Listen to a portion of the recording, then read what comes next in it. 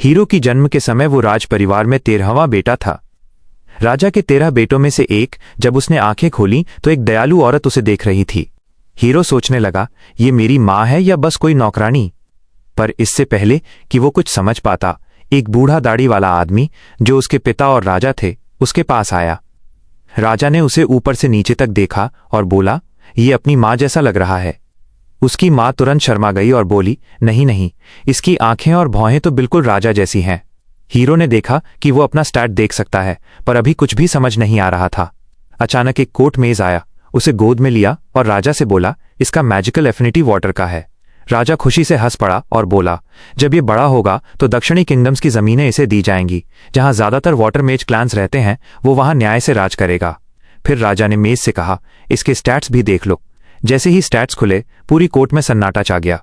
राजा भी अपनी आंखों पर यकीन नहीं कर पाया। कोई चिल्लाया, ये तो चमत्कार है। बाकी सब भी चैंट करने लगे। हीरो कंफ्यूज हो गया। उसने अपना स्टैट चेक किया तो पता चला एसएस रैंक वाटर मेज। जन्म के समय एसएस रैंक, ये तो सुना भी नहीं गया था। 6 साल बीत गए।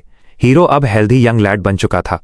उसने धीरे धीरे किंगडम ऑफ मिरर के बारे में जाना, जहां उसके पिता राज करते हैं।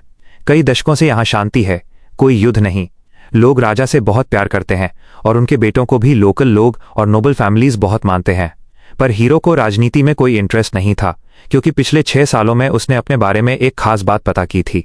उसके पास एक स्पेशल गिफ्ट था जिसके बारे में किसी को पता नहीं था। वो अपने सबॉर्डिनेट्स के एक्सपी को लीच कर सकता था। जितनी ज्यादा मेड्स उसके पास, उतना वो मजबूत होता जा सकता था और बाकी लोगों की तरह लेवल कैप भी नहीं था उसके पास। हीरो अनलिमिटेड रैंक अप कर सकता था और प्लैनेट का सबसे ताकतवर मेज बन सकता था। उसकी मेड्स उसके प्रति पूरी लॉयल थी।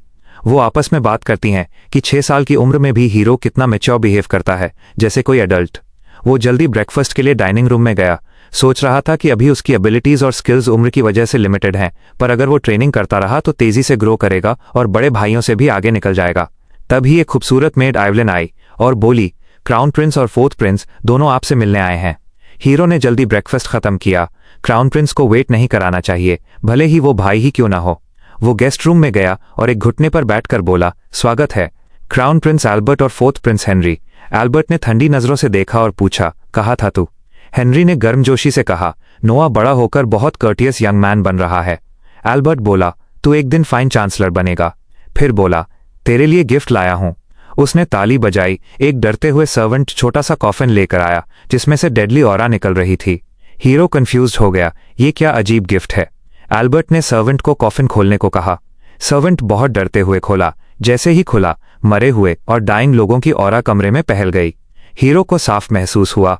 उसने कॉफिन में सॉर्ड देखा और सोचा, ये क्या था। एल्बर्ट बोला, इसे उठा और देख कैसा लगता है। हीरो को बिल्कुल नहीं उठाना था, पर रॉयल प्रिंस का गिफ्ट मना नहीं कर सकते। उसने धीरे से सॉर्ड उठाई। ये उसके छोटे शरीर के लिए बहुत बड़ी थी। एल्बर्ट मुस्कुराया और बोला, मुझे पता था तू कर लेगा। फिर बताया, ये सॉर्ड वाटर मेजेस के लिए बनी है। नाम है लेवियाथन। इससे पहले 120 से ज्यादा लोगों ने इसे उठाने की कोशिश की, पर कोई जिंदा नहीं बचा। हीरो डर गया और सॉर्ड लगभग गिरते गिरते बची। हेनरी ने कहा, टेंशन मत ले, कर्स इतना स्ट्रांग है कि अगर सॉर्ड तुझे एक्सेप्ट नहीं करती तो तू छूते ही मर जाता। फिर दोनों भाई उठे और चले गए। हीरो ने देखा एक मेड बहुत टेंस है। उसने पूछा, ठीक है क्या? जोई पहले हिचकिचाई, पर हीरो ने जोर दिया तो वो घुटने पर बैठ गई। बोली, मुझे कुछ दिन की छुट्टी चाहिए। मेरे गांव में फ्लड आया है, सब बह गया, परिवार भूखा है। मैं रेड लाइट डिस्ट्रिक्ट में बॉडी बेचकर पैसे जुटाऊंगी। हीरो ने कहा, रुक जा, तू मेरी पर्सनल मेड है, इतने लंबे समय के लिए नहीं जा सकती। अपनी माँ को एस्टेट पर ले आ, मैं उसे रियर गेट क्लोजर की जॉब दूंगा। महीने के $5,000 मिलेंगे। जोई कंफ्यूज हो गई। बड़ी ई पोजीशन तो सुनी भी नहीं, और सैलरी इतनी ज्यादा। हीरो बोला, टेंशन मत ले। फिर कहा, कैपिटल के वेस्टर्न आउटस्कर्ट्स में एक खाली हाउस है, तू अपनी माँ के साथ वहां रह सकती है। जोई की आंखों में आंसू आ गए। तभी बटलर डिलन आया और पूछा, कुछ चाहिए? हीरो ने पूछ, हाँ, जोई के होम टाउन में फ्लड के बारे में पता है। फिर बोला, वहां जितनी हो सके उतनी लैंड खरीद लो। डिलन बोला, ये तो बैड इन्वेस्टमेंट है। हीरो बोला, लोगों को प्रोटेक्ट करना है, अगर हम नहीं करेंगे तो विलेन्स लैंड ऑक्यूपाई कर लेंगे और स्क्वाटिंग शुरू कर देंगे। डिलन शॉक्ड हो गया। हीरो ने पूछा, क्या हुआ? डिलिन बोला, आप इतनी छोटी उम्र में एक्सपीरियंस्ड आदमी जैसा फोरसाइट दिखा रहे हैं, कभी ऐसा अनुभव नहीं हुआ। फिर भी हीरो मन ही मन सोचा, प्रीवियस लाइफ में डिस्ट्रक्शन काफी देखी है, पर यह बात किसी को नहीं बता सकता। डिलिन बोला, मेरे हिसाब से पूरी लैंड करीब $70 मिलियन की आएगी। जोई शॉक्ड हो गई। हीरो को भी पता था ये बहुत बड़ी रकम है। उसके रिटेनर्स साल में 80,000 कमाते हैं। उसके पास टैक्सेस और भाइयों के गिफ्ट से 50 मिलियन है। फिर भी 20 मिलियन कम पड़ रहे थे। उसने डिलन से कहा, कैपिटल के साउथ वाली लैंड बेच दो। डिलन शॉक्ड, वो तो फादर ने गिफ्ट दी थी, बेचना बहुत रूड होगा। हीरो बोला, टेंशन मत ले, मैं फादर से बाद में बात कर लूंगा। फिर कहा, नोबल अपनी मेड्स की आर्मी के साथ फ्लडेड एरिया इंस्पेक्ट करने तैयार हुआ। तभी फोर्थ प्रिंस हेनरी ने बुलाया। हीरो दौड़ कर गया, वार्म ग्रीटिंग दी और माफी मांगी देर होने की। हेनरी बोला, कोई बात नहीं, कहाँ जा रहा है? हीरो बोला, दासा नाम का रीजन पूरी तरह फ्लड में है, वहां लैंड खरीदने और डैमेज असेस करने जा रहा हूं। हेनरी ने लेवाइथन सोड देखा और पूछा, इसे इस्तेमाल करने का प्लान है? हीरो बोला, बस जस्ट इन केज रखा है, अभी तक कुछ डिफरेंट फील नहीं हुआ। हेनरी उसे एकांत में ले गया और बोला, मुझे अल्बर्ट की सदन जेनरोसिटी पर शक हुआ, ओनरशिप कमानी पड़ेगी। हेनरी बोला, सावधान रहना, जब तक जरूरी न हो इस्तेमाल मत करना, मुझे बैड फीलिंग है, ये तेरी जान ले लेगी जैसे सैकड़ों की ले चुकी है। फिर हीरो दासा के लिए निकल गया। वहां पहुंचकर डिस्ट्रक्शन देख इतना खराब कैसे हो सकता है। वो लोकल ऑफिशियल से शिकायत करने वाला था। तभी लॉर्ड गाल इंस्पेक्शन के लिए आया।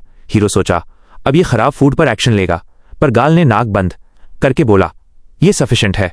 कुक्स खुश हो गए। चीफ का गाल का एगो हर्ट हुआ और उसने सोड निकाल ली। हीरो ने तुरंत लेवाइथन को कॉल किया, उम्मीद की सोड उसे मार डालेगी। सोड उड़कर आई, पहले लगा ओबे कर रही है, पर अचानक रजिस्ट करने लगी। पावरफुल सिनेस्टर ओरा से हीरो जलने लगा। आखिरकार सोड पर काबू पा लिया। लेजेंडरी ब्लेड एडिजिटी अब उसकी थी। गाल का कोई चांस नहीं था। हीरो ने अटैक पैरी किया, फिर बोला, डिजास्टर के समय लोकल्स को चीट करने की सजा मौत है। एक स्विफ्ट स्लैश से सिर धड़ से अलग, सब शव पर बैठ गया। सबने फॉलो किया। हीरो बोला, सबसे पहले सबको अच्छा खाना मिलना चाहिए। रोवन माफी मांगकर काम पर लग गया। कुछ दिन बाद हीरो कैपिटल वापस बुलाया गया। सोचा डांट पड़ेगी, पर राजा ने तारीफ की। फिर स्टैट्स चेक की, पर राजा बोला, शुक्रिया, मुझे किंगडम चलाने में तुझे और मदद चाहिए। कुछ दिन कैपिटल में रहा। ये किंगडम का दिल था, सबसे प्रॉस्परस जगह, टैलेंटेड लोग यहाँ काम ढूंढने आते थे। हीरो का प्लान था जल्दी ही टॉप हैट वाली यंग गर्ल एली स्टेज पर आई, गाना शुरू किया। हीरो उसकी आवाज में खो गया। टेक्निकल बेस्ट नहीं, पर पैशन बहुत था। सोचा राइट ट्रेनिंग से ग्रेट बन सकती है। उसे अंडरविंग लेने का मन हुआ, पर परफॉर्मेंस खत्म होने से पहले गूंज थिएटर में घुसाए चिल्लाए, ओली डम आस बंद कर। सब डर गए। गूंज स्टेज की तरफ बढ़े। एक वर्कर रोकना चाहा, पर फैटी ने धक्का दिया और स्टेज पर चढ़ गया। ओली से बोला, पैसे दे, तेरे पिता का डेट है, ये सिंगिंग से पैसे नहीं आएंगे। ओली कांपते हुए बोली, मैं कोशिश कर रही हूं, जल्दी पर कर दूंगी।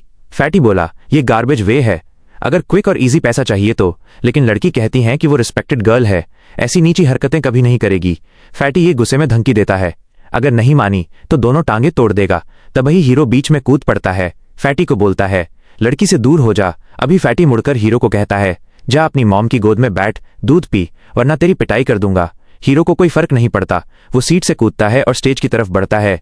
बोलता है, बच्चों को उनके पेरेंट्स की लॉब मानने के लिए मजबूर करना इलीगल है, इंपीरियल लॉ के अकॉर्डिंग, और किसी को डेट चुकाने के लिए, बॉडी बेचने के लिए फोर्स करना भी इलीगल है। फैटी गुस्से में हीरो का कॉलर पकड़ता है। उसे आखिरी दिन है धरती पर, लेकिन उसे पता नहीं किससे पंगा ले रहा है। हीरो बस उंगलियों की एक हल्की सी हरकत करता है और मैंने सिंह पर्पल ओरा बनती है। तीनों गूंज जमीन पर गिर पड़ते हैं। तीनों गूंज जमीन पर गिर पड़ते हैं। हीरो सोड निकालता है और फैटी की तरफ तान देता है। गूंज सा कहता है, अगर ये लोग दोबारा आए किसी को हरास करने तो मुझे भेज देना।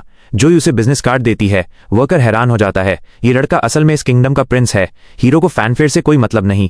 वो मुड़कर आली से पूछता है, तुम्हारा मंथली एक्सपेंस कितना है? वो सोचती है, अपनी माँ के ट्रीटमेंट का भी खर्चा है। फिर बताती है, लगभग $600 के आसपास। हीरो कहता है, मैं तुम्हें हर महीने $2500 दूंगा ताकि तुम सिंगिंग पर फोकस कर सको और बेहतर बन सको। वो सुनकर शॉक्ड हो जाती है, यकीन नहीं होता। हीरो आगे कहता है, जैसे जैसे तुम बेहतर होती जाओगी सैलरी भी बढ़ती जाएगी। फिर वो कहता है, बस गाना पूरा करो, मुझे अंत सुनना है, और वापस अपनी सीट पर चला जाता है। शाम को जब हीरो घर लौटता है, मेड्स उसे ग्रीट करती है, तभी वो दे नहीं करता। मेड से कहता है, इन्हें वापस भेज दो, प्रिंस के पास रैंडम लोगों से मिलने का टाइम नहीं है। तभी उसका बड़ा भाई हैरी आता है, कहता है, सही फैसला किया, इन प्लेब से कभी भी मिलने लगोगे तो प्रिंस की अथॉरिटी कम हो जाए। हीरो बताता है, सिर्फ इसलिए नहीं टाला, मैं चाहता हूं कि ये सोचें कि मैं अभी भी उस लड़की वाली हरकत से बहुत गुस्से में हूं, शायद इससे डर जाएं और दोबारा उसे परेशान न करें। हैरी पूछता है, और दोबारा उसे परेशान न करें, तुम इतना इन्वेस्टेड क्यों हो? हीरो कहता है, वो बहुत अच्छी सिंगर है, अगर वो इंप्रूव करती रही तो किंगडम के लिए एसेट बन सकती है। कहता है, तुम बहुत यंग हो, फिर भी सिचुएशन की कम्प्लेक्सिटी समझते हो, जैसे अडॉल्ट। गैरी तुम्हारे एज का है लेकिन बच्चा बना रहता है, तुम जितने स्मार्ट नहीं है। वो हीरो पोलाइटली कहता है, गैरी में लगेगा। वो जानता है कि हेनरी और गैरी असली बर्ड ब्रदर्स हैं सेम मदर से,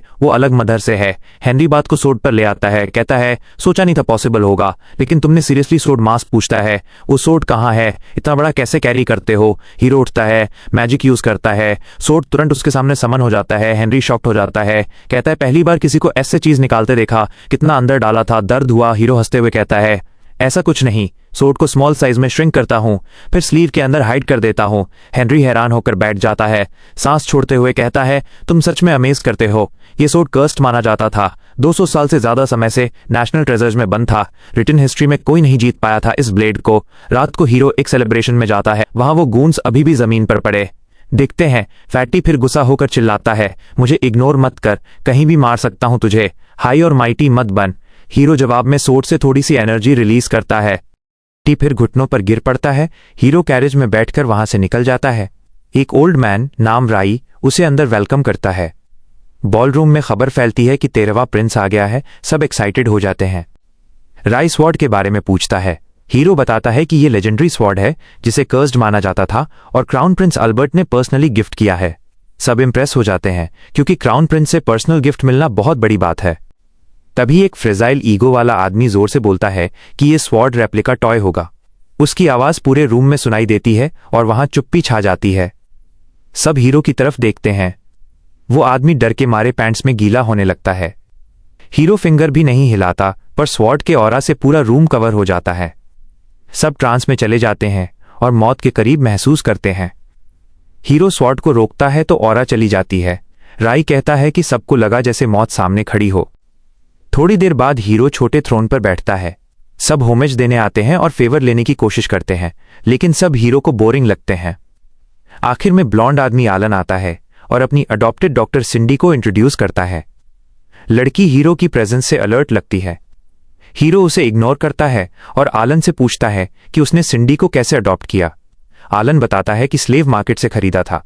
वो बहुत विल पावर वाली, क्विक लर्नर और सोशली इंटेलिजेंट है। अपना कोई बच्चा नहीं था तो उसे अडॉप्ट कर लिया। हीरो मुस्कुराता है और कहता है कि ऐसी स्टोरीज पसंद है मुझे। वो दोनों को मेंशन पर इनवाइट करता है और बात करने के लिए। आलन खुश हो जाता है। हीरो बाद में राय को बताता है कि मैंने इन्हें इसलिए एक्नॉलेज किया क्योंकि सिंडी मेरी पावर के बारे में अवेयर है। डेमोन्स्ट्रेशन के लिए वो थोड़ी एनर्जी रिलीज करता है। सिंडी तुरंत मुड़कर चेक करती है कि कहीं अटैक तो नहीं आ रहा। कुछ दिन बीतते हैं। हीरो मार्केट में स्ट्रॉल कर रहा होता है। वहां उसे 8वां प्रिंस ऑस्कर मिलता है। दोनों साथ में मार्केट घूमते हैं और इंटरेस्टिंग चीजें देखते हैं। तभी एक ग्रिमॉयर दिखता है। जैसे ही हीरो उसे उठाता है, उसका एक स्टैट S रैंक हो जाता है। इंटरेस्टिंग समझकर वो उसे खरीद लेता है। स्वॉर्ड रिएक्ट करता है और ऑस्कर पहचानता है कि ये पुराना मैजिकल टोम है। अचानक किताब खुलती है और एक ह्यूज मॉन्स्टर बाहर निकलता है। ऑस्कर हीरो को सेफ्टी में जाने को कहता है, लेकिन हीरो स्वॉर्ड निकालकर डीमन के सामने खड़ा हो जाता है। पहली बार स्लाइस फेल हो जाता है, फिर वो एक्स्ट्रा मैजिक यूज करता है और अपवर्ड्स एम करता है, जिससे मॉन्स्टर डिस्ट्रॉय हो जाता है। ऑस्कर सोचता है कि मेरा छोटा भाई कितना स्ट्रांग है। शॉपकीपर दौड़कर आता है, बो करता है और अपनी शॉप का एक आइटम दिखाता है, मैजिकल रिंग। वो कहता है कि इस रिंग ने किसी को ओनर नहीं माना अब तक। हीरो उसे थंब में पहनता है। मैजिक एक्टिवेट होती है और उसकी पूरी बॉडी ब्यूटीफुल आर्मर से कवर हो जाती है। शॉपकीपर शॉक्ड रह जाता है।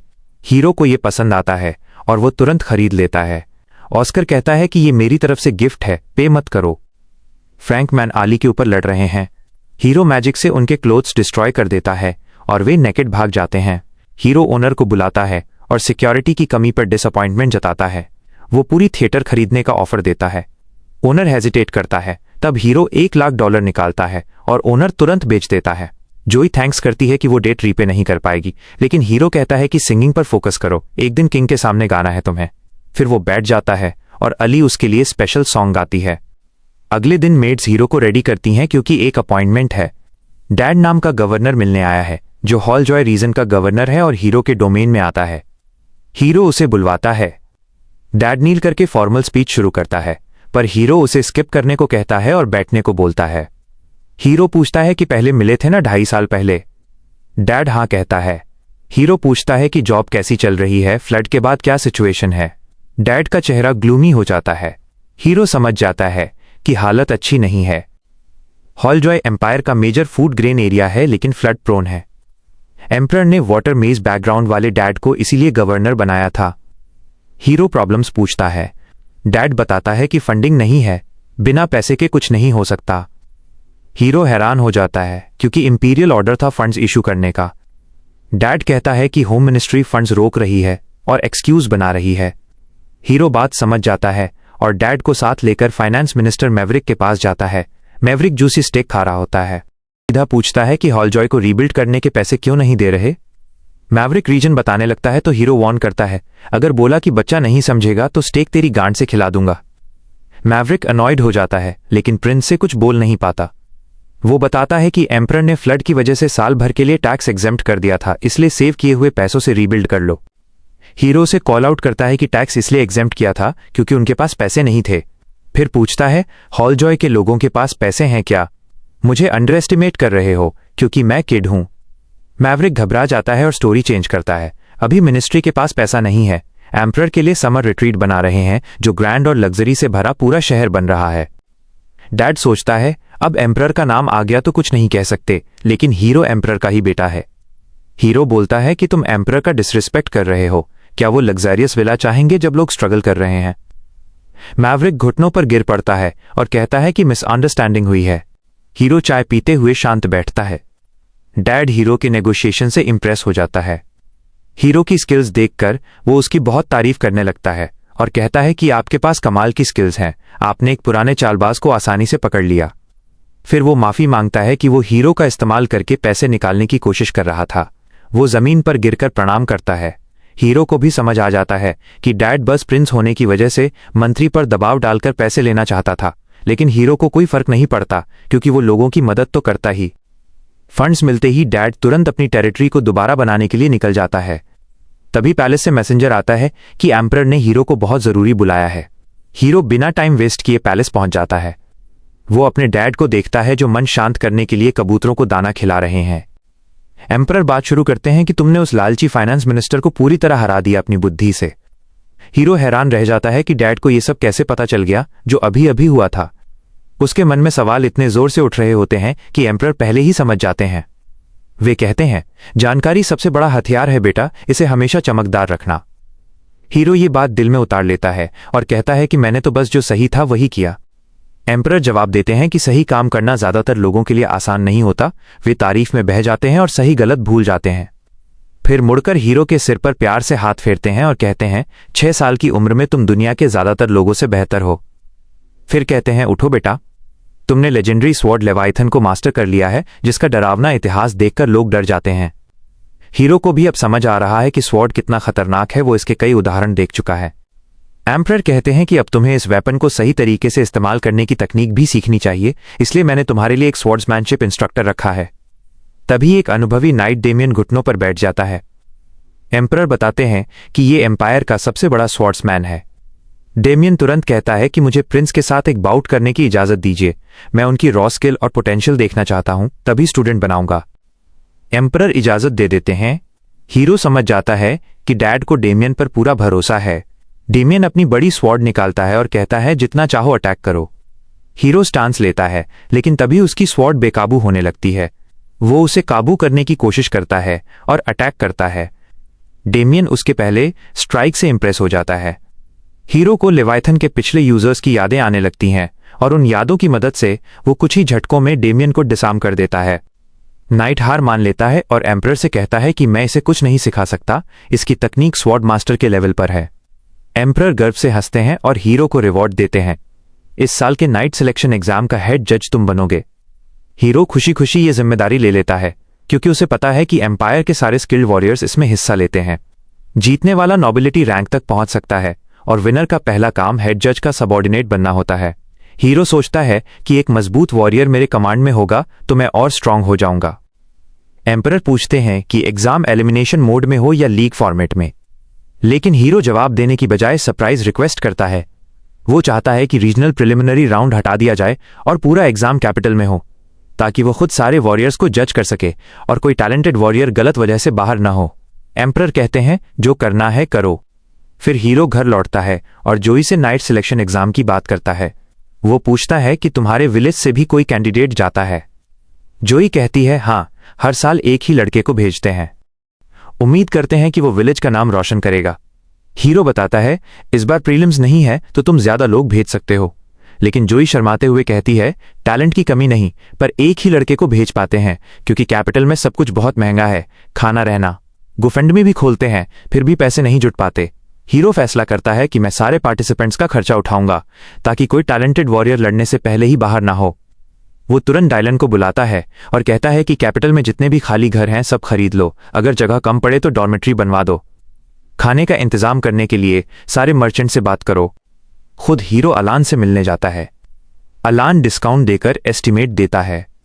हीरो समझ जाता है कि यह डिस्काउंट इतना बड़ा है कि अलान को नुकसान होगा। जब हीरो पूछता है कि ऐसा क्यों, तो अलान कहता है कि 13वें प्रिंस की रिक्वेस्ट को कोई मना नहीं कर सकता। हीरो कहता है, यह फ्लैटरी मेरे पर नहीं चलेगी, कोई मर्चेंट बिना वजह पैसे नहीं गंवाता। अलान हैरान होता है कि हीरो ने उसका इरादा पकड़ लिया। वो बताता है कि उसी दिन पैलेस में सर्वेंट सिलेक्शन एग्जाम भी होता है और वो जानना चाहता है कि वहां किस तरह के लोग चुने जाते हैं। हीरो तुरंत समझ जाता है कि अलान किसी लड़की को पैलेस में भेजना चाहता है ताकि वो नई नई खबरें दे सके, और अगर किंग उस लड़की का शुगर डैडी बन जाए तो अलान को मोटा प्रॉफिट होगा। अलान घबरा जाता है और कहता है कि ये बात उस गिफ्ट से अलग है जो मैंने आपके मेंशन में भेजा था। हीरो इंप्रेस होता है और कहता है, अगर लड़की मुझे पसंद आएगी तो मैं उसे पैलेस में रिकमेंड कर दूंगा, लेकिन मेरी डिमांड पूरी करनी होगी। अलान बहुत खुश होता है और कहता है कि मैं ऐसी लड़की चुनूंगा जो आपकी हर डिमांड पूरी करे। फिर घुटनों पर बैठकर कहता है कि एक आम मर्चेंट को प्रिंस का इतना सम्मान मिलना बहुत बड़ी बात है। मैं अपनी दुकानों पर 13वें प्रिंस का क्रेस्ट लगाना चाहता हूं। हीरो खुश होता है लेकिन चेतावनी देता है कि बेवफाई कभी माफ नहीं करूंगा। घर लौटकर वो देखता है कि अलान को सबऑर्डिनेट बनाने से उसके स्टैट्स बढ़ गए हैं, लेकिन तभी एक स्टैट गिरने लगता है। वाटर एट्रीब्यूट का एसएस रैंक साधारण रैंक हो जाता है। हीरो को चिंता होती है कि अलमरिया में कुछ गड़बड़ हुई है। वो तुरंत जोई से कहता है, पैलेस चलो, एम्परर से मिलना है। कुछ मिनट बाद वो एम्परर के सामने होता है और बताता है कि अलमरिया में कुछ बुरा हुआ है। एम्परर की आवाज से हीरो समझ जाता है कि उन्हें पहले से पता था। एम्परर कहते हैं, मुझे शक था लेकिन प्रूफ नहीं था। तभी एक सर्वेंट आकर कान में कुछ फुसफुसाता है और एम्परर कंफर्म करते हुए कहते हैं कि अलमरिया में रिबेलियन हो गई है। वे पूछते हैं, तुम्हें यह कितनी बड़ी लग रही है? हीरो सोचता है कि सिर्फ एक स्किल गिरी है तो बहुत बड़ी नहीं होगी। एम्परर बताते हैं कि करीब 5000 रिबेल्स दिखे हैं और पूछते हैं, क्या तुम खुद इसे दबाने का प्लान बनाओगे? हीरो कहता है, अभी मुमकिन नहीं, मैं छोटा हूं, कॉम्बैट का एक्सपीरियंस नहीं है। सिपाही मेरी बात पूरी तरह मानेंगे या नहीं पता नहीं, बेहतर होगा कोई और प्रिंस जाए। एम्परर हीरो की समझदारी से हैरान होते हैं और कहते हैं, ठीक है, तुम्हारी बात मानता हूं, किसे भेजना चाहते हो? हीरो कहता है, हेनरी सबसे अच्छा ऑप्शन है, मुझे उस पर भरोसा है। एम्परर हेनरी को हीरो के साथ रिबेल्स को दबाने भेज देते हैं। हेनरी पूछता है, क्या तुम सच में ग्लोरी किसी और को देना चाहते हो? बैटलफील्ड में मेरिट बहुत काम आता है आगे चलकर। हीरो कहता है, मुझे अभी एक्सपीरियंस चाहिए, मेरी गलत लीडरशिप से सिपाहियों की जान नहीं जानी चाहिए। तभी उसकी स्वॉर्ड हॉस्टिलिटी महसूस करती है। हीरो तुरंत गाड़ी रुकवाता है और समझ जाता है कि कुछ दुश्मन उसकी जान लेने आए हैं। वो भाई पर भरोसा करने की बजाय खुद सामना करने का फैसला करता है और गाड़ी से कूद जाता है। रास्ते के सारे टॉर्च बुझ जाते हैं और अगले ही पल जमीन से पानी के खंभे उठते हैं हर तरफ से अटैक करने के लिए। हीरो लेवाइथन को शील्ड में बदलकर सब ब्लॉक कर देता है और समझ जाता है कि ये अलमरिया के वाटर यूज करने वाले रिबेल्स हैं। कुछ ही देर में स्किल्ड स्वॉर्ड प्ले से सबको नीचे गिरा देता है। हेनरी इंप्रेस होकर कहता है, इनसे पूछताछ अच्छी होती। हीरो कहता है, अभी भी हो सकती है, मैंने इन्हें मारा नहीं, सिर्फ स्वॉर्ड की ऑरा से बेहोश किया है। हेनरी फिर से इंप्रेस होता है और कहता है, सुना था रिबेल्स के पास ज्यादातर कैवलरी मेन है, इसलिए असैसिन्स की उम्मीद नहीं थी। ये बात सुनकर हीरो को कुछ गड़बड़ लगती है क्योंकि अलमरिया में अच्छे वॉरहॉर्स नहीं हैं। अगले दिन वो अलान के पास जाता है और टॉप सीक्रेट बताता है कि अलमरिया में रिबेलियन हो गई है।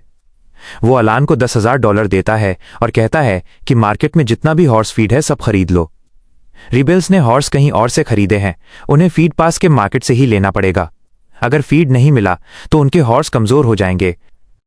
थोड़ी देर बाद एम्परर उसे बुलाते हैं। एम्परर बताते हैं, असैसिन से पूछताछ हुई। उन्होंने बताया कि वे तुम्हें मारना नहीं चाहते थे, बस किडनैप करके बार्गेनिंग चिप बनाना चाहते थे। हीरो कहता है, जो इतनी आसानी से बोल गया वो झूठ बोल रहा होगा। एम्परर मुस्कुराते हैं, तुम्हारी कॉमन सेंस कमाल की है, मेरे पास झूठ पकड़ने का तरीका है। हीरो टॉर्चर में इंटरेस्ट नहीं लेता और एम्परर पर भरोसा कर लेता है। एम्परर तारीफ करते हैं, तुमने रिबेल्स से इतनी जल्दी डील कर लिया। अगर तुम पकड़े जाते तो मुश्किल हो जाती, और हॉर्स पर फोकस करने का आइडिया भी कमाल का था। हीरो हैरान रह जाता है क्योंकि वो तो अभी अभी अलान को ऑर्डर देकर आया था। एम्परर कहते हैं, स्टारवेशन स्ट्रेटेजी तो क्राउन प्रिंस अल्बर्ट भी सोच चुका था, लेकिन तुमने अपनी पॉकेट मनी से हॉर्स पर फोकस किया। वे हीरो के कंधे पर हाथ रखकर कहते हैं, तुम में कमाल के आइडियाज हैं और उन्हें जल्दी अमल में लाने की हिम्मत भी। हीरो को डैड की तारीफ से अंदर कुछ नया एहसास होता है। फिर एम्परर रिवॉर्ड देते हैं, तुम अपने क्रेस्ट में स्वॉर्ड ऐड कर सकते हो। योद्धाओं के देश में बिना एम्परर की परमिशन के क्रेस्ट में स्वॉर्ड लगाना मौत की सजा है। हीरो अपनी खुशी छुपाने की पूरी कोशिश करता है। थोड़ी देर बाद अलान आता है। हीरो बेबी स्टेप्स में चलकर उसके पास जाता है। अलान कहता है, हॉर्स फीड के सारे टाइप और रूट्स मुझे पता हैं, खरीदना आसान होगा, लेकिन करून जो रिबेल्स का लीडर है बहुत क्रूर है, सावधान रहना। तभी एक मेड आती है कि गेट पर एक घायल आदमी है। हीरो देखने जाता है। एक बुरी तरह घायल नाइट घुटनों पर बैठकर कहता है, अलमरिया में रिबेलियन शुरू हो गई है। मेरा सुपीरियर भी इसमें शामिल है। मैंने उसका साथ नहीं दिया, बल्कि आपको रिपोर्ट करने आया हूं। अलान सोचता है कि ये आदमी बेकार में जान जोखिम में डालकर आया, हमें तो पहले से पता था। हीरो शुक्रिया अदा करता है और मेड को ऑर्डर देता है कि इसका इलाज करो। जाते जाते मुड़कर कहता है, इस नाइट को $1000 रिवॉर्ड दे रहा हूं। रात को जोई ऑफिस में आती है, बहुत परेशान और जमीन पर गिर पड़ती है। हीरो पूछता है, क्या हुआ? जोई पहले $500 की थैली और एक छोटी बोतल देती है। वो कहती है, किसी अनजान आदमी ने ये रिवॉर्ड दिया। बोतल में स्लीपिंग मेडिसिन है, मुझे तुम्हें यह पिलाकर रिबेल्स के हवाले करना था। हीरो समझ जाता है कि रिबेल्स उसे हर हाल में चाहते हैं। वो पूछता है, बोतल मेरे पास क्यों लाई? जोई रोने लगती है और कहती है, उन्होंने धमकी दी थी कि अगर मैंने ऐसा नहीं किया तो मुझे मार देंगे, लेकिन मैं तुम्हें कभी धोखा नहीं दे सकती। हीरो चुपचाप डेस्क पर जाता है और $5000 का चेक लिखता है। वो कहता है, ये तुम्हारा रिवॉर्ड है क्योंकि तुमने अपनी लॉयल्टी इतने सस्ते में नहीं बेची। वो लड़की कहती है कि वो इसे एक्सेप्ट नहीं कर सकती, लेकिन हीरो उसे कहता है कि अच्छी लड़की बनो और रिवॉर्ड ले लो। वो रोने लगती है और थैंक यू बोलती है, लेकिन हीरो कहता है कि उसे उसके लिए कुछ करना होगा। वो बताता है कि वो मेडिसिन पीकर बेहोश हो जाएगा और फिर वो उसे उन लोगों के पास ले जाएगी जिन्होंने उससे कांटेक्ट किया था। वो उससे कहता है कि जैसे ही मुझे सौंप देना, तुरंत भाग जाना ताकि वे तुम्हें साइलेंस न कर दें। जोई इस बात से बहुत डर जाती है, लेकिन हीरो ने उन डेस्परेट रिबेल्स से मिलने का मन बना लिया है। कुछ घंटों बाद हीरो कहीं सुनसान जगह पर जागता है। वो सुनता है कि किडनैपर्स बात कर रहे हैं कि उसे किल करना लास्ट रिसॉर्ट है, करून के ऑर्डर्स के मुताबिक उसे सेफ रखना है। हीरो दवा का असर पूरी तरह खत्म होने देता है, फिर अपनी सिचुएशन चेक करता है, हाथ पैर बंधे हुए हैं। लेकिन रिबेल्स तो सर्च और डिस्ट्रॉय खेलने में बिल्कुल जीरो हैं, क्योंकि उन्होंने इस बार लेवायथन को हीरो के कान में छुपा हुआ नहीं देखा, पिछली बार की तरह एस में नहीं। हीरो उसे निकालता है और नॉर्मल साइज में लाता है। फिर मैजिक रिंग से वाटर ब्लेड बनाकर रस्सी काट देता है। अब वो स्वॉर्ड की मेमोरी से देखता है कि उसके साथ क्या हुआ। वो खुद को अनकॉन्शियस देखता है ऑफिस में। जोई भाग रही है और रिबेल्स उसे सराउंड कर लेते हैं। वे जोई को इग्नोर करते हैं क्योंकि हीरो को मेंशन से बाहर निकालना टॉप प्रायोरिटी था। फिर उसे ओपन कैरेज में ले जाते हैं। रिकैप पूरा होने के बाद हीरो तैयार हो जाता है रिबेल्स से निपटने के लिए। वे कैंपफायर के आसपास ब्रेक ले रहे होते हैं। उनका लीडर गुस्सा हो जाता है कि किसने इतने खराब नॉट्स बांधे। तभी हीरो स्वॉर्ड लेकर कूद पड़ता है। बैंडिट्स उसे अंडर एस्टिमेट करते हैं और कहते हैं, अच्छे से सरेंडर कर दो, इस बार तुम्हारा ब्रदर यहां नहीं है तुम्हें प्रोटेक्ट करने के लिए। एक जना अपनी स्वॉर्ड निकालता है हीरो को रिकैप्चर करने के लिए। पहला रिबेल मरता है और बाकी डर जाते हैं। हीरो कहता है कि वो इन्फॉर्मेशन लेना चाहता था, लेकिन यहां सब इडियट हैं। वे ये भी नहीं जानते कि असैसिन्स को हेनरी ने नहीं हराया था। बाकी रिबेल्स लड़ने को तैयार होते हैं, लेकिन हीरो उन्हें एफर्टलेसली स्मोक कर देता है। तभी वो देखता है कि जोई नाइट्स का ग्रुप लेकर आ रही है। वो पूछता है, तू यहां क्या कर रही है? जोई कहती है कि वो बहुत चिंतित हो गई थी, इसलिए नाइट्स को लेकर उसे सेव करने आई, लेकिन उसकी जरूरत नहीं पड़ी क्योंकि सब रिबेल्स पहले ही हार चुके हैं। हीरो नाइट्स के कैप्टन को आगे बुलाता है और कहता है कि रिबेल्स को ले जाओ। हीरो को लेवाइथन की मास्टरी की वजह से कुछ फील हो रहा है। उसे रिबेल्स की उस कर्स डैगर वाली बात याद आती है जिसे वे लास्ट रिसॉर्ट के तौर पर उसे किल करने के लिए यूज करने वाले थे। लेवाइथन पॉजिटिव आंसर में ग्लो करता है। हीरो उसकी कर्स्ड एनर्जी चैनल करता है और कर्स्ड वाटर की स्ट्रीम स्काई की तरफ शूट करता है। वो स्ट्रीम क्लाउड्स के ऊपर से गुजरती है, एम्पायर के आधे रास्ते तक जाती है और कार्फन को हिट कर देती है। अगले दिन एम्परर हीरो को फिर समन करते हैं। दरबार में रिबेल्स को ऐसी सजा देने की बात होती है जो नहीं होनी चाहिए, जिसे सुनकर सब शॉक्ड हो जाते हैं, खासकर एम्परर। वे पूछते हैं कि इसका मतलब क्या है। हीरो कहता है कि सबको लॉ के अकॉर्डिंग पनिश होना चाहिए। लॉ में कहीं क्वार्टर्ड, टुकड़े टुकड़े करने की सजा नहीं लिखी है। रिबेल लीडर्स को स्प्लिट इन हाफ करना है और बाकी को गुलाग भेजना है। हीरो इंसिस्ट करता है कि लॉ फॉलो करो। एम्परर पूछते हैं, इतनी ब्रूटल डेथ से कैसे इनकार कर सकते हो जब वे तुम्हारी टेरिटरी में रिबेल हुए। हीरो सिंपली कहता है, अगर एम्परर लॉ तोड़ेंगे तो उनकी रेपुटेशन और लोगों पर नेगेटिव इफेक्ट पड़ेगा। सब स्पीचलेस हो जाते हैं, लेकिन एम्परर मान जाते हैं और कहते हैं लॉ फॉलो करेंगे, लेकिन मैक्सिमम पनिशमेंट देंगे जो लॉ अलाउ करता है, बिना किसी मर्सी के। हीरो को इससे कोई प्रॉब्लम नहीं है। एम्परर प्राइम मिनिस्टर को रिबेल्स की पनिशमेंट में लॉ फॉलो करवाने का ऑर्डर देते हैं। पूरी कोर्ट हीरो की तारीफ करने लगती है कि वो एम्परर के सामने इतने बोल्डली खड़ा हुआ और उनकी मिस्टेक करेक्ट की। सब उसे फ्यूचर लेजेंड कहकर उसकी सराहना करने लगते हैं। एम्परर को भी गर्व होता है। कुछ सोचने के बाद एम्परर टाइटल देने का डिसाइड करते हैं। वे कहते हैं, मेरे बच्चों में से कोई भी मेरे सामने खड़ा हो सकता है, लेकिन राइट रीजन से खड़ा होना अलग बात है। हीरो ने यही किया। उसने पूरी कोर्ट के सामने क्लेवरनेस और ब्रेवरी दिखाई, इसलिए एम्परर उसे वाइस प्रिंस का टाइटल देते हैं। ये चेंज तुरंत हीरो के स्टेटस विंडो में रिफ्लेक्ट हो जाता है। एम्परर आगे कहते हैं कि अगर हीरो 10 साल पहले पैदा हुआ होता तो और बेहतर होता, लेकिन वे क्लियरली ये नहीं कहते कि वो थ्रोन का कंटेंडर होता। कोर्ट अचानक उस स्टेटमेंट पर हीरो के लिए चीयर करने लगती है। फिर emperor upcoming night selection exam की प्रिपरेशंस के बारे में पूछते हैं। हीरो प्लान्स बाद में शेयर करने की परमिशन मांगता है और एम्परर अलाउ कर देते हैं। कोर्ट प्रोसीडिंग्स खत्म होने के बाद वे फाउंटेन एरिया में जाते हैं। हीरो चाय पी रहा होता है और 4 सर्वेंट्स उसके चारों तरफ होते हैं। हीरो के सिग्नल पर वे उस पर पानी स्प्लैश करने की कोशिश करते हैं, लेकिन हीरो अपनी रिंग की शील्ड से सब ब्लॉक कर देता है। एम्परर समझ नहीं पाते।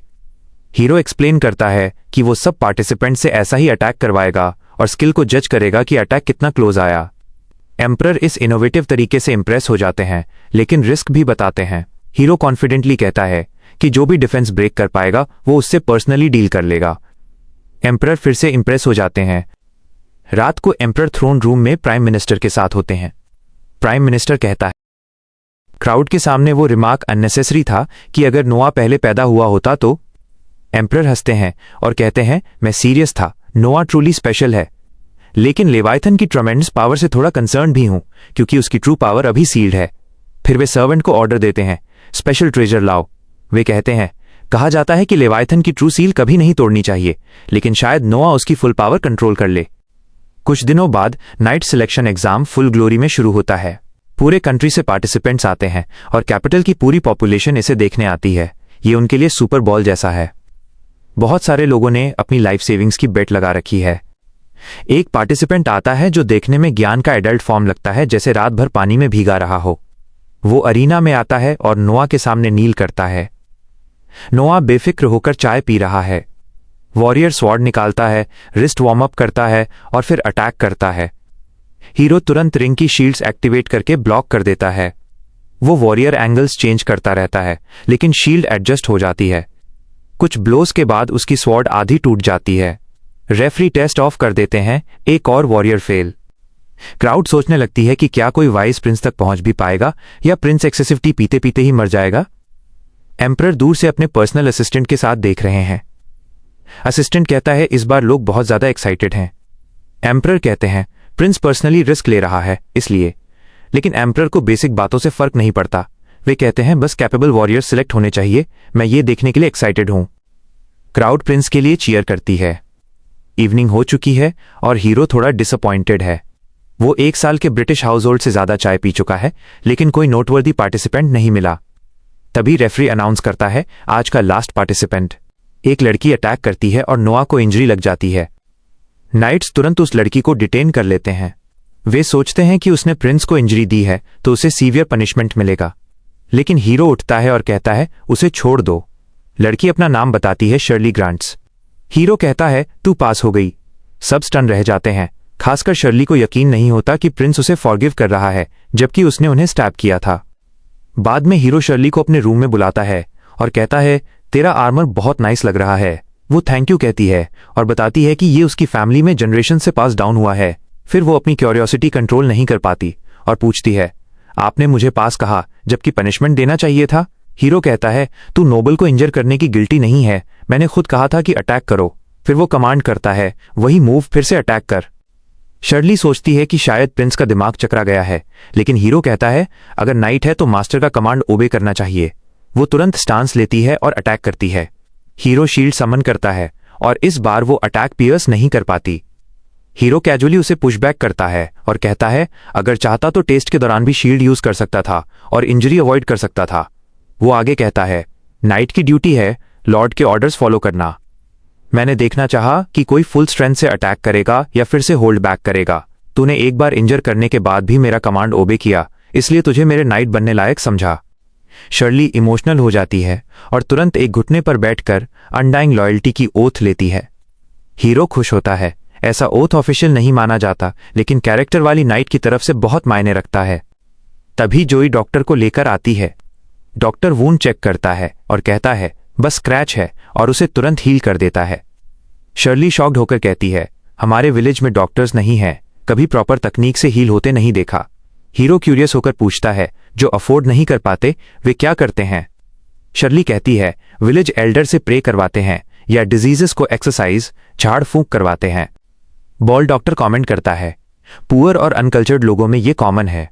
हीरो पूछता है, डॉक्टर बनने का क्विकेस्ट वे अप्रेंटिस बनना है? डॉक्टर हाँ में जवाब देता है। हीरो तुरंत शर्ली को उसकी पहली जॉब देता है और कहता है, अपने विलेज से सबसे स्मार्ट और हार्डवर्किंग लोग लाओ, डॉक्टर उन्हें अप्रेंटिस बनाएगा। डॉक्टर बिना किसी हेजिटेशन के एग्री करता है। शर्ली एस्टाउंड होकर बो करती है और थैंक यू कहती है। हीरो कहता है, नाइट के प्रॉपर एटिकेट सीखो, कोई नाइट ऐसे बो नहीं करता। अगली सुबह शर्ली नोआ के मेंशन में अपने रूम में जागती है। वो get ready with me session देती है और ग्रेट एक्साइटमेंट के साथ काम पे निकलती है। रास्ते में वो जोई से मिलती है। जोई पूछती है, अच्छे से सोई? शर्ली कहती है, रूम बहुत नाइस था लेकिन ज्यादा नींद नहीं आई। दोनों स्मॉल टॉक करती हुई चलती हैं। तभी कुछ मेड्स गॉसिप और गिगल कर रही होती हैं। जोई पूछती है कि क्या हो रहा है। मेड्स कहती हैं कि वे अपना फेवरेट पास टाइम कर रही हैं, गेस कर रही हैं कि हीरो किस तरह की लड़की से शादी करेगा।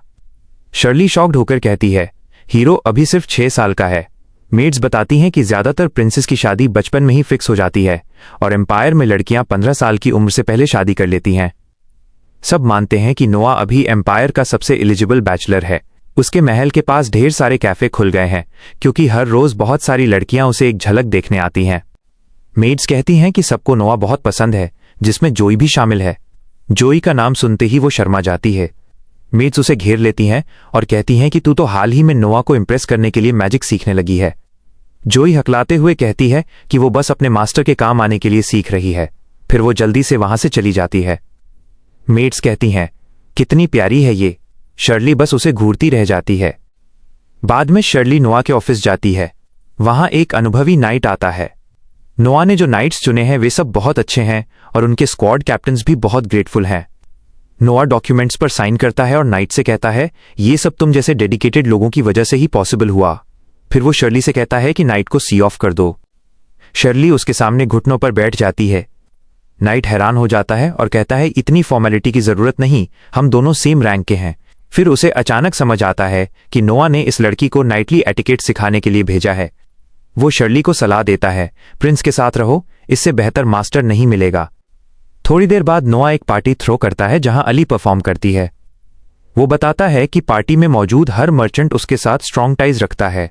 अलान सोचता है कि यहां अच्छे कनेक्शंस बनाए जा सकते हैं। तभी जोई नोआ के लिए एक लेटर लेकर आती है।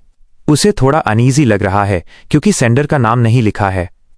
नोआ पार्टी छोड़कर शर्ली और जोई के साथ लेटर खोलने जाता है। जोई बताती है कि जिसने लेटर दिया वो गार्ड्स को देखते ही भाग गया। सबको सस्पिशियस लगता है। शर्ली कहती है, डेंजरस हो सकता है, मुझे खोलने दो।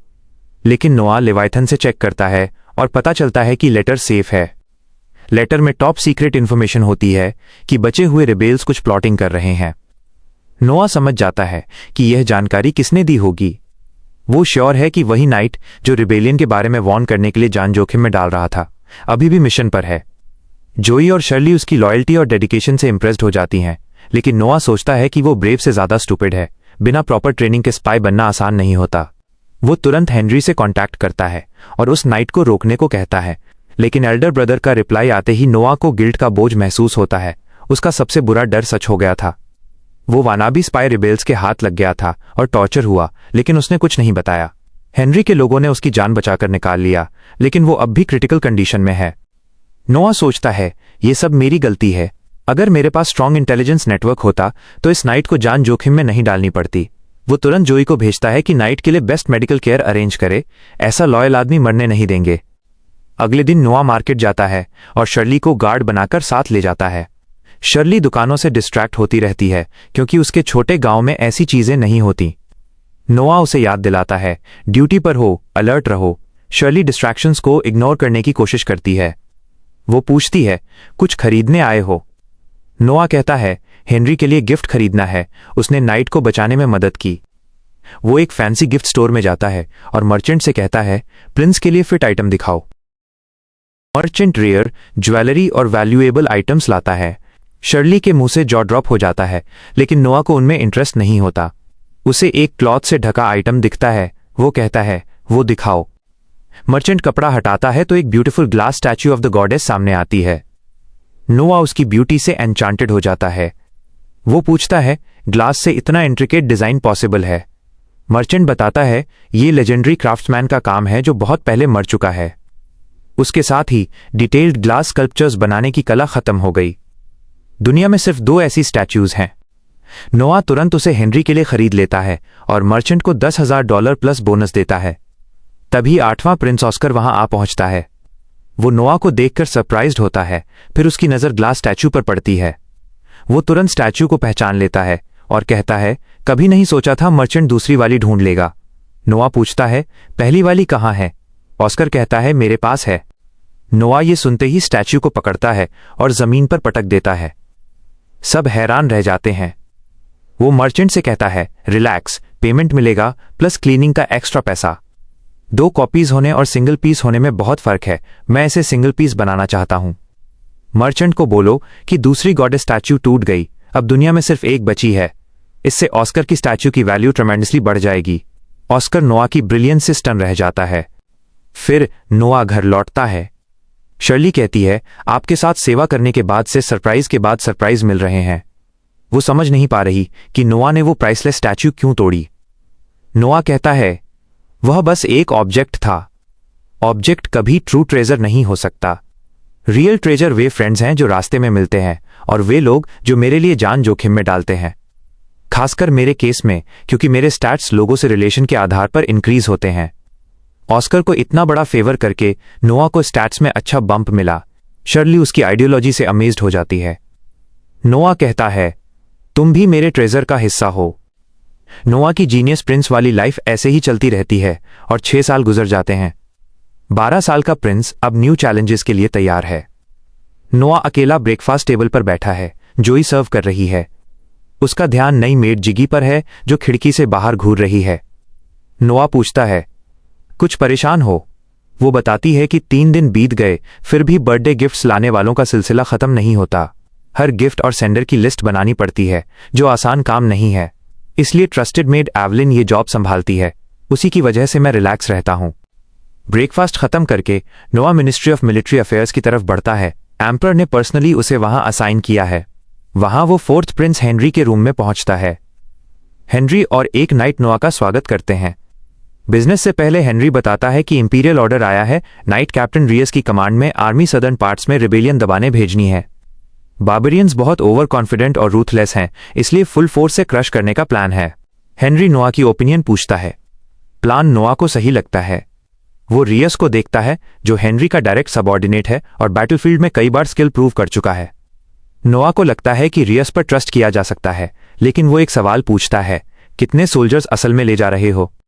रियस पसीना पसीना हो जाता है और जवाब देने में हेजिटेट करता है। हेनरी गुस्सा हो जाता है और एक्सप्लेनेशन मांगता है। रियस जमीन पर गिरकर माफी मांगता है। नोआ हेनरी को शांत करता है और कहता है कि सीरियस बात नहीं है। वो याद दिलाता है कि वॉर में जनरल्स को इंपीरियल कोर्ट से फंडिंग सोल्जर्स की संख्या के हिसाब से मिलती है। कई जनरल्स लिस्ट में मर्चेंट्स और हेल्पर्स को भी जोड़ देते हैं ताकि ज्यादा फंडिंग मिले और वे पॉकेट कर सकें। रियस फिर माफी मांगता है। हेनरी गुस्से में है, लेकिन नोआ कहता है चिल करो। वो रियस से कहता है अगर तुम्हें आर्मी के लिए एक्स्ट्रा लोग हायर करने हैं तो ये तुम्हारा राइट है, फंडिंग से थोड़ा कट खुद के लिए रख सकते हो। हेनरी को भी समझ आता है। नोआ आगे कहता है कि एम्परर ने फ्लॉलेस विक्ट्री का कमांड दिया है, हम कोई चांस नहीं ले सकते। वो रियस से पूछता है कितने नॉन सोल्जर्स रजिस्टर किए। रियस डरते हुए बताता है। नोआ कमांड करता है उतने ही रियल सोल्जर्स जल्दी ऐड करो। रियस के पास कोई ऑप्शन नहीं बचता।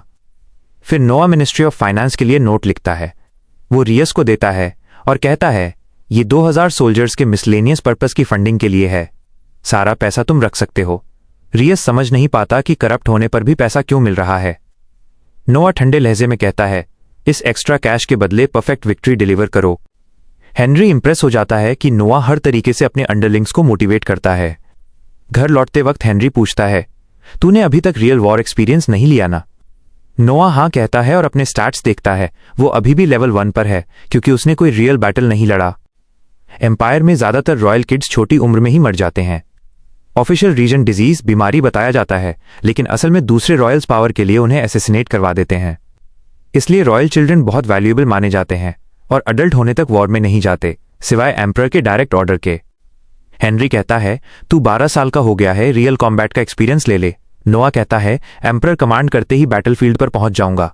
हेनरी कहता है डिफिकल्टी नहीं होगी क्योंकि लेजेंडरी मैजिक स्वॉर्ड है तेरे पास। तभी हेनरी की कैरेज गाड़ी अचानक रुक जाती है। एक लड़की उनके सामने से भागती हुई आती है और मदद मांगती है।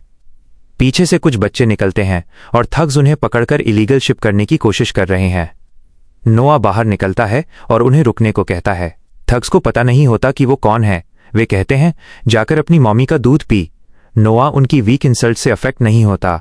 वो उनसे रजिस्ट्रेशन नंबर मांगता है क्योंकि अनरजिस्टर्ड स्लेव ट्रेडिंग एम्पायर में इलीगल है। थग्स वायलेंस पर उतर आते हैं। नोआ लेवायथन को समन करता है और उन्हें स्लैश करके बिना किल किए नॉकआउट कर देता है। सब उसकी स्किल से इंप्रेस होते हैं, हालांकि उसे पहचान नहीं पाते। नोआ बच्चों के पास जाता है उन्हें कंफर्ट करने। तभी शैडोज से एक फ्रेल ओल्ड मैन निकलता है और ग्रीट करता है। वो ओपनली कहता है मैं स्लेव ट्रेडिंग का मास्टरमाइंड हूं। वो नोआ को वार्न करता है मुझसे पंगा मत लेना, मेरे पीछे फर्स्ट प्रिंस गिलबर्ट की बैकिंग है। नोआ समझ जाता है कि ये कनिंग पार्टनर है। वो सोचता है कि अब क्या करना चाहिए। ओल्ड मैन कहता है लड़कियों को छोड़ दो और प्रिटेंड करो कि तुमने कुछ देखा ही नहीं। नोआ कॉम्प्रोमाइज नहीं कर सकता। वो हेनरी से पूछता है इसको जानते हो? हेनरी कहता है मैंने कभी नहीं देखा इस उल्टी सी शक्ल वाले को। नोआ कहता है मुझे भी नहीं पता ये कौन है। ओल्ड मैन एक्सप्लेन करने लगता है तो नोआ लेवायथन की कर्स्ड एनर्जी से उसे नॉकआउट कर देता है। फिर जोर से डिक्लेयर करता है आजकल नामहीन स्काउंड्रल्स भी फर्स्ट प्रिंस के नाम का इस्तेमाल करने लगे हैं। कॉमन लोग शायद इस झांसे में फंस जाएं, लेकिन हम भाई नहीं फंसेंगे। एक आदमी नोआ को वाइस प्रिंस आइडेंटिफाई कर लेता है और पब्लिक ये बात मान लेती है। नोआ सोल्जर्स को कमांड करता है इनको फर्स्ट प्रिंस गिलबर्ट के रेजिडेंस पर ले जाओ और बताओ कि ये उनके नाम का गलत इस्तेमाल कर रहे थे। फिर वो बच्चों को कंफर्ट करने के लिए घर ले जाता है। हेनरी उसकी क्विक थिंकिंग से इंप्रेस होता है। नोआ एक्सप्लेन करता है कि अगर वे सच में गिलबर्ट के लिए काम कर रहे होते तो वो उन्हें किल नहीं कर सकता था, लेकिन प्रिंस को इलीगल स्लेव ट्रेडिंग देखते हुए चुप रहते हुए भी नहीं दिखाया जा सकता था।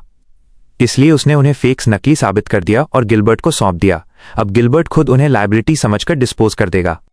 बाद में डिनर के दौरान बटलर इंपॉर्टेंट न्यूज लाता है। हेनरी पूछता है क्या हुआ?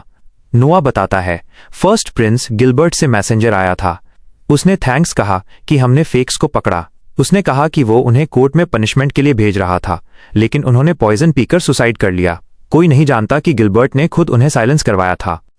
नोआ पूछता है क्या गिलबर्ट सच में अंडरग्राउंड स्लेव कंपनी चलाता है? हेनरी हाँ में जवाब देता है। गिलबर्ट लग्जरी और वेस्ट में पैसा उड़ाता है, इसलिए उसे इलीगल बिजनेसेस चलाने पड़ते हैं। नोआ कहता है एल्डेस्ट ब्रदर को ब्लेम नहीं कर सकता। फर्स्ट प्रिंस होने के बावजूद वो कॉन्क्यूबाइन का बेटा है, इसलिए एम्परर कभी नहीं बन सकता। स्लेव ट्रेड और प्राइवेट एस्टेट्स सिर्फ उसका कवर हैं। नोआ सोचता है कि अगर ये बच्चे वापस गए तो फिर से बेच दिए जाएंगे, इसलिए वो फैसला करता है कि वो इन्हें अपने साथ रखेगा। वह तुरंत बटलर को ऑर्डर देता है लेकिन अगर रहोगी तो बिट्रायल बर्दाश्त नहीं करूंगा। बटलर उन्हें थैंक यू बोलने को कहता है और फिर बच्चों को ले जाता है। जाते जाते हीरो अपनी फिलॉसफी के बारे में सोचता है कि लोग ट्रेजर्स हैं, और ये सोच उसे याद दिलाती है कि वो बहुत पहले से एक काम करना चाहता था। वो एवलिन को अपने ऑफिस में बुलाता है। एवलिन रिपोर्ट शुरू करती है। आपके सारे बर्थडे प्रेजेंट्स इकट्ठे हो गए हैं। हीरो कहता है, मुझे पता है। फिर वो एक एनवेलप उसकी तरफ सरकाता है। एवलिन उत्सुक होकर पूछती है, ये क्या है? हीरो बताता है, तुम्हें मेरी सर्विस से डिसमिस किया जा रहा है ताकि तुम मेरी टेरिटरी में एक रीजन की गवर्नमेंट ऑफिसर यानी मेयर बन सको। एवलिन समझ नहीं पाती कि एक मेड से मेयर कैसे बन जाए। हीरो कहता है, तुम मेरी सबसे क्लेवर मेड हो, तुम्हारा टैलेंट सिर्फ मेरी सेवा में बर्बाद हो रहा है। मैंशन छोड़ो और मेरे लिए काम करो। बस यही सुनने की जरूरत थी एवलिन को। कुछ देर बाद हीरो को एम्परर बुलाते हैं। एम्परर ने सुना कि हीरो ने गिलबर्ट की ऑनर की रक्षा की। हीरो कहता है, सब कोइंसिडेंस था। फिर पूछता है, इनकी सजा क्या होनी चाहिए? हीरो बताता है, लॉ के मुताबिक रिंग लीडर का राइट आर्म काटा जाए और बाकी सबको आर्मी में भेज दिया जाए। एम्परर कहते हैं, तुमने ओपनली क्रिमिनल्स को कन्फ्रंट किया और अरेस्ट किया। अगर मैं होता तो अंडरकवर जाता, क्रिमिनल से पिटवाता और रेड हैंडेड पकड़ता।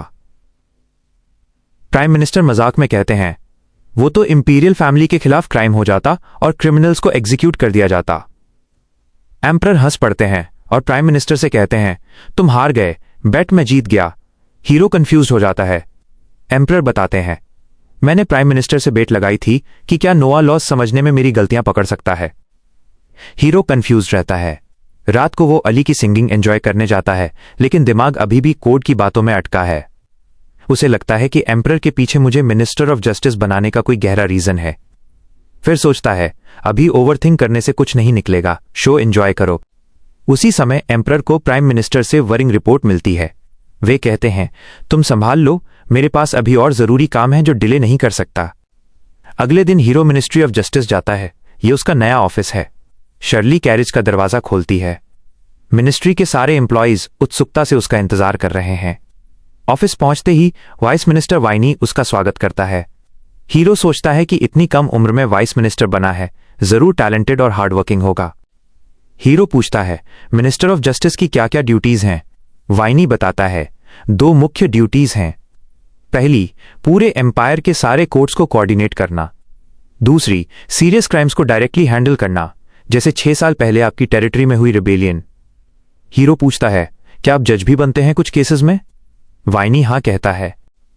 हीरो का अगला सवाल वाइनी को हिला देता है, आप साल में कितने पैसे ब्राइब्स रिश्वत में लेते हैं? वाइनी पसीना पसीना हो जाता है और मना करता है। हीरो कहता है, रिलैक्स, मुझे कोई प्रॉब्लम नहीं, बस जानना चाहता हूं कितना कमाते हो ब्राइब्स से। प्रॉमिस करता हूं, कमरे से निकलते ही सब भूल जाऊंगा। वाइनी भरोसा करता है और बताता है, मर्डर केसेस आसानी से एक्सपोज हो जाते हैं और अगर एक्यूजर वायलेंट आदमी हुआ तो मैं खुद विक्टिम बन सकता हूं, इसलिए बस डाउटफुल केसेस में ही रिश्वत लेता हूं जो इधर उधर जा सकते हैं। हीरो तुरंत एक नया पे स्लिप लिखता है। सालाना सैलरी $5000 यानी ब्राइब से 10 गुना ज्यादा। वाइनी शॉक्ड हो जाता है। हीरो कहता है, बदले में यहां काम करते हुए कभी ब्राइब नहीं लोगे। वाइनी समझ जाता है कि एम्परर ने 12 साल के बच्चे को मिनिस्टर ऑफ जस्टिस क्यों बनाया।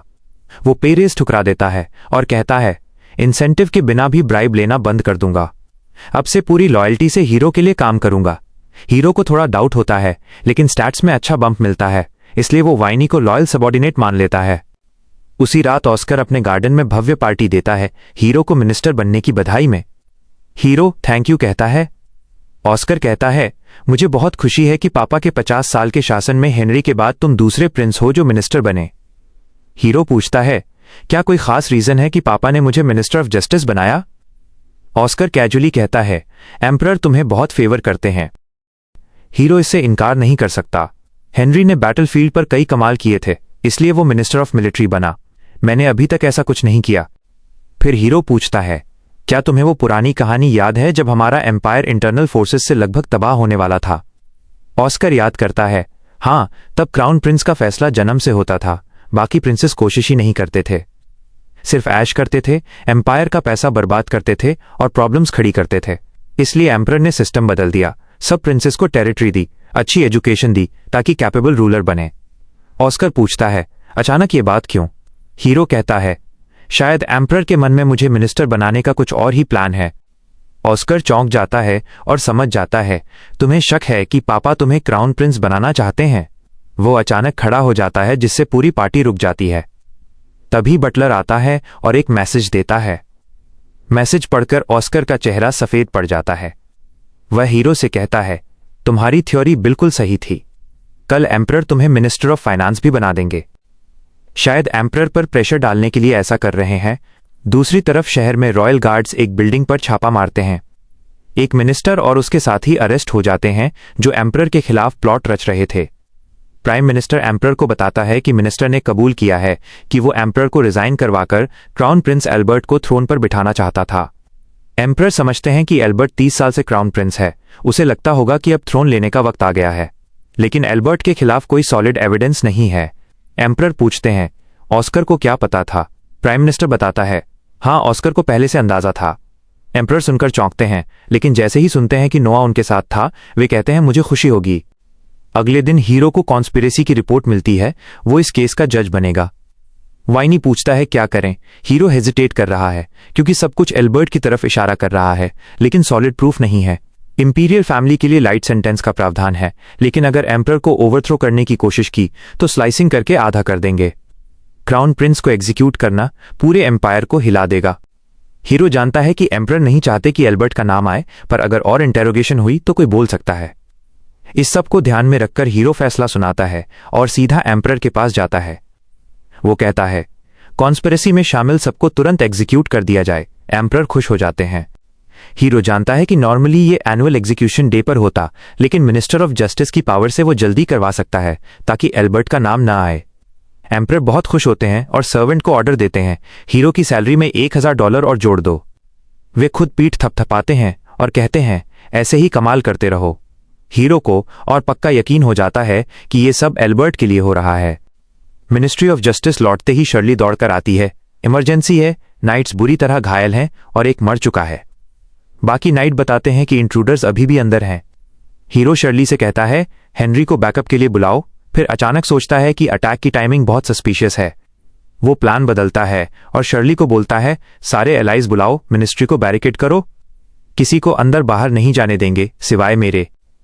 हीरो लेवायथन निकालता है और अंदर जाता है। अंदर और डेड सोल्जर्स तथा डरे हुए ऑफिशियल्स दिखते हैं। हीरो सबको ले लो, शांत रहने को कहता है। तभी वो एक इंट्रूडर को ऑफिशियल को स्टैब करते देखता है।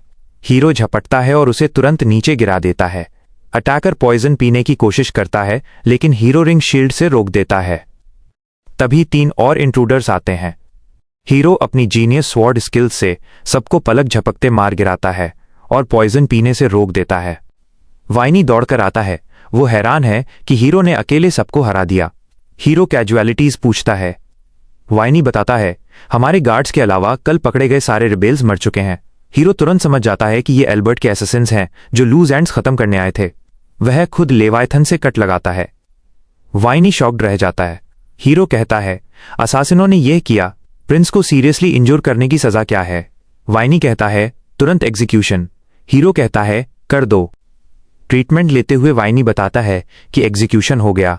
हीरो खुश है कि उसने एसासिनों को अरेस्ट नहीं होने दिया, वरना एल्बर्ट का नाम आ जाता। वो क्राउन प्रिंस को कोसता है कि वो कितना बेवकूफ है। अगले दिन एम्परर बुलाते हैं और पूछते हैं कैसा महसूस कर रहे हो? हीरो कहता है अब बेहतर हूं। एम्परर पूछते हैं क्या वे एसेसिन्स इतने स्किलफुल थे कि तुम्हें घायल कर सकें? हीरो जानता है कि एम्परर की इंटेलिजेंस ने सब बता दिया होगा, इसलिए वो डिप्लोमैटिक अंदाज में कहता है माइंडसेट स्किल से ज्यादा मायने रखता है।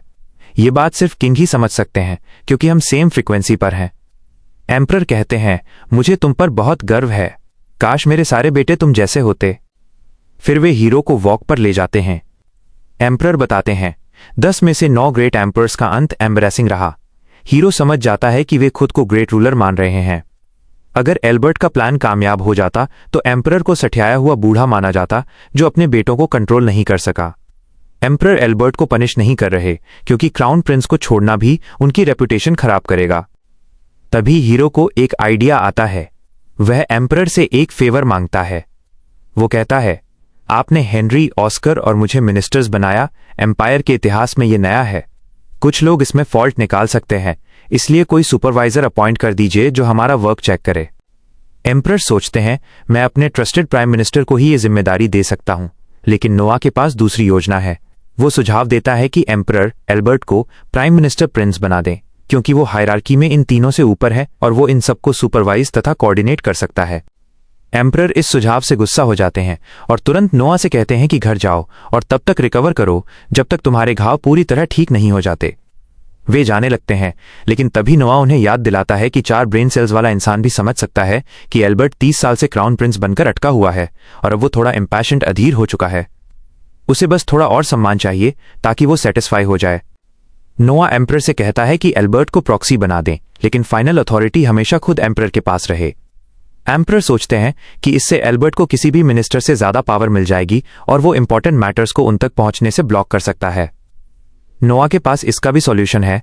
वो कहता है अगर तीनों मिनिस्टर प्रिंसेस को लगे कि एल्बर्ट ने कोई इंपॉर्टेंट मैटर रिजेक्ट करके गलती की है तो वे सीधे एम्परर से अपील कर सकते हैं। इस तरह एल्बर्ट के पास असली पावर तो नहीं होगी, लेकिन टाइटल ऐसा होगा कि वो बहुत इंपॉर्टेंट लगे। एम्परर इस जीनियस आइडिया से सच में इम्प्रेस्ड हो जाते हैं। वे नोआ को धन्यवाद देते हैं और कहते हैं कि ये सिस्टम जल्दी इंप्लीमेंट कर देंगे। फिर वे नोआ के बाल रफल करते हैं और कहते हैं काश तुम थोड़ा पहले पैदा हो गए होते। नोआ भी समझता है कि उसके पिता बहुत वाइज इंसान हैं जो जल्दी समझ जाते हैं कि लोगों के लिए क्या सबसे अच्छा है, और जितना लंबा उनका शासन चलेगा नागरिक उतने ही खुश रहेंगे। एम्परर फिर डिक्लेयर करते हैं कि नोआ को इस आइडिया के लिए रिवॉर्ड मिलना चाहिए और कोई भी अमाउंट ऑफ मनी काफी नहीं है। वे अपने असिस्टेंट से कहते हैं कि ट्रेजर रूम चलते हैं जहां एम्पायर की हिस्ट्री के प्राइसलेस आइटम्स भरे पड़े हैं। एम्परर को याद आता है कि नोआ ने पहले ट्रेजरी से शील्ड रिंग चुनी थी, इसलिए इस बार भी वे कहते हैं कि एक आइटम चुन लो। नोआ तुरंत लेवाइथन को रडार की तरह इस्तेमाल करता है और कुछ वैल्यूएबल ढूंढता है, एक छोटा सा बॉक्स। एम्परर हैरान हो जाते हैं कि उसने वही बॉक्स चुना। जैसे ही नोआ बॉक्स खोलता है एक ब्लेजिंग फायर टॉर्नेडो उसे पूरी तरह घेर लेता है। और बस कहानी का ये मोड़ यहीं पर खत्म होता है। आगे क्या होगा ये जानने के लिए और ऐसे ही मजेदार एनीमे एक्सप्लेनर्स के लिए mr.yesi एक्सप्लेनर को अभी सब्सक्राइब करें और बेल आइकॉन दबाना न भूलें।